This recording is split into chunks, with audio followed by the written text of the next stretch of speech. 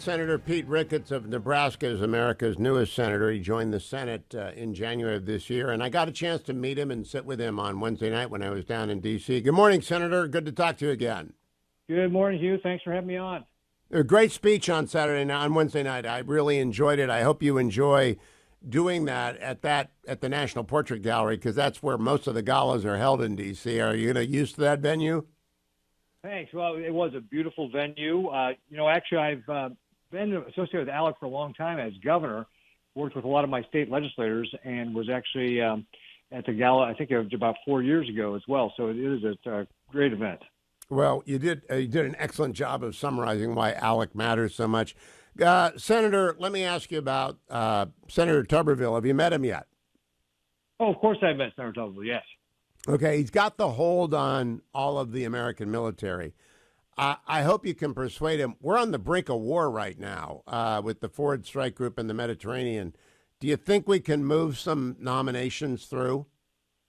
Yeah, this has been a topic of conversation a lot within the conference and within it. And one of the things I do want to point out is that Chuck Schumer does have the ability to move forward on these nominations. In fact, he did with C.Q. Brown to be able to start moving forward, and the Commandant of the Marine Corps. So he knows he can do this, and really is a little disingenuous for him to say he can't. Now, we can argue back and forth on the policy aspects of this, and I agree with you. This is something that we are facing very, very, very dangerous times right now, and we need to have a prepared military. It's one of those things where we're caught between what the administration is doing, which frankly a lot of us view as illegal, to have the Defense Department pay for abortions, and then also the need to have military necessity. So there's been a lot of discussions. I know Senator Sullivan's also been heavily involved with Senator Tuberville to find a resolve here, a resolution, and we're going to keep working it. Yeah, I do know that, for example, the CNO is vacant, and Chuck Schumer could bring that up. But you can't bring up 330 nominations. There's just not enough time in the day. And this has always been routine in the past. So he's made his point. But with the House now broken, I don't know when we're ever going to get back to regular order. Speaking of which, do you have hopes for the GOP conference tonight agreeing on a speaker? Well, again, the events in Israel have really demonstrated again why it's so important that we get a speaker as soon as possible. We've got very important topics we've got to address, not the least of which is passing a budget, for crying out loud. That's the most important thing we do all year, is to fund the government in an appropriate way. And we haven't done that, as you know, in years in the regular order. And the House is a big part of that. We got to have them on board with the speaker. Then, of course, we've got to face the dangers that's going on in Israel. We've got to face the dangers that's going on in Ukraine. China is continuing to challenge us. I think what we're seeing right now, Hugh, is that our adversaries are taking advantage of what they appear to be our focus on internal matters right now, and it's leading to some very dangerous consequences. Now, since the slaughter in Israel on Saturday, 900 people killed, 150 taken hostage, President Biden has talked to the country for 90 seconds. Is that appropriate? Absolutely not. I got to tell you, I've been so disappointed in this Biden administration in so many ways, and this is just the latest example. The first words out of the administration's mouth was to call on Israel to be responsible for de-escalation. Let's be clear who the victim is here. You know, our condolences and our thoughts and prayers are going with the state of Israel and her people who have suffered this barbarous, savage attack. The Hamas they're terrorists. And they have murdered grandparents at bus stops. They have raped women. They have kidnapped children. These are the perpetrators. These are the evil people, not the state of Israel. Israel is defending itself and needs to fight against these people, and they need to have our support. We should have the only thing that should be coming out of the administration right now is, Israel, what do you need? We stand with you. And the lack of attention from this is really, really disappointing.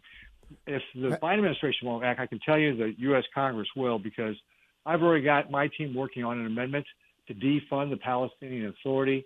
Marshall Blackburn from Tennessee has got a letter going to the administration to stop the $6 billion that the Biden administration allowed to be transferred from South Korea to Qatar, intercept that before it makes it to Iran. Iran is behind the funding and organization of this. We've got to take decisive steps to stop this evil force that is attacking the free peoples of the world. And I agree. That's why I hope you see Tuberville in the hallway and you say, Senator, now is not the time to make this point. Let me go to the border, if I can, Senator Ricketts, because Admiral Stav Readiness just pointed out to me. I asked him if he thought Iran was aware of our open southern border. He said, well, Hamas is too. And if Hamas is willing to cut through chain fences and risk getting killed, they're willing to walk through the Darien Gap and open and walk through a border. You're absolutely right, Hugh. And we've seen just a huge increase of the number of people crossing the border on the terrorist watch list. Just a few years ago, it was in the single digits. This past year, it's been 151 people on it, and that's not counting the gotaways. So, and not just people potentially that are on the terrorist watch list, but I can tell you the number of Chinese nationals that's crossing the border is up over 400%. Our adversaries, again, know that the Biden administration is not defending our southern border, and my worry is they're taking advantage of it, just as you suggest, and we could be open to the same sort of attacks that Hamas has just perpetrated on Israel. They infiltrated Israel's border and were able to carry out these heinous crimes and kidnappings, and we're opening ourselves up to the same things by allowing our southern border to be open, where people could infiltrate and then potentially do us harm down the road. I don't know who Foreign Affairs who's running Foreign Affairs now. Senator Menendez has stepped aside. Who is your new chairman? Ben Cardin from Maryland. Has Senator Cardin called for a hearing on either the massacre in Israel or our open border since Saturday? We have not had any communication from Senator Cardin to be able to do that.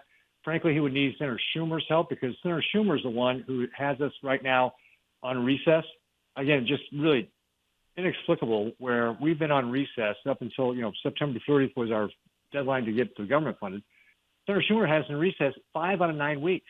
And as soon as we passed a continuing resolution on Saturday night, right before the government shut down, he gave us Monday off, then he gave us Thursday off for Senator Feinstein's funeral, didn't have us in Fridays, got us off all this week.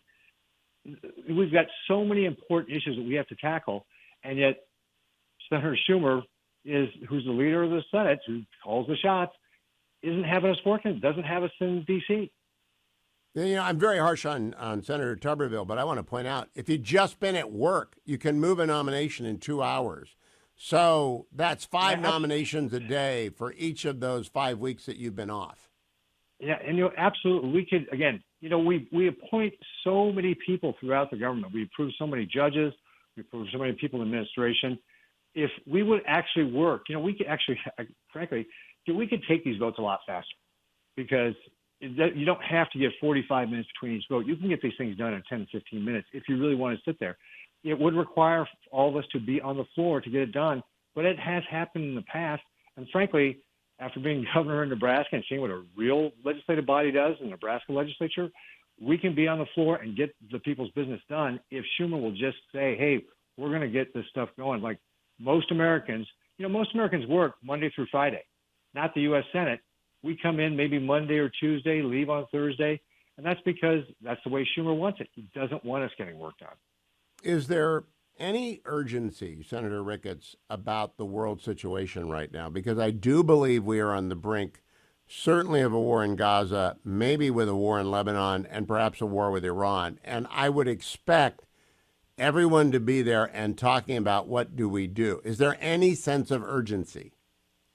Absolutely. On the part of some Republicans, there are. When Senator Schumer gave us all this time off, I organized a letter quickly to send to him and say, hey, just kind of what I told you. Most Americans work, I know it was a crazy idea, work Monday through Friday.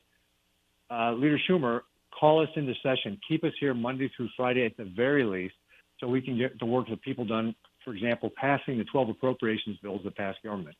And a number of my Republican senators signed on board with that as well. But the first thing Schumer did is he headed off to China and didn't call us back into session.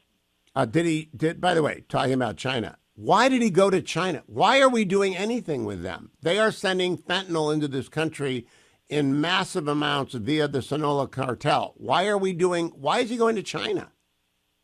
You have to ask Senator Schumer what the goal of going to China was.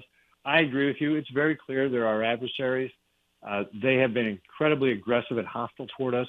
We need to be taking the steps to deter them, and it's not a strategy of appeasement that the Biden administration has pursued. It's got to be a strategy of strength. It means we've got to start taking concrete actions to push back on them.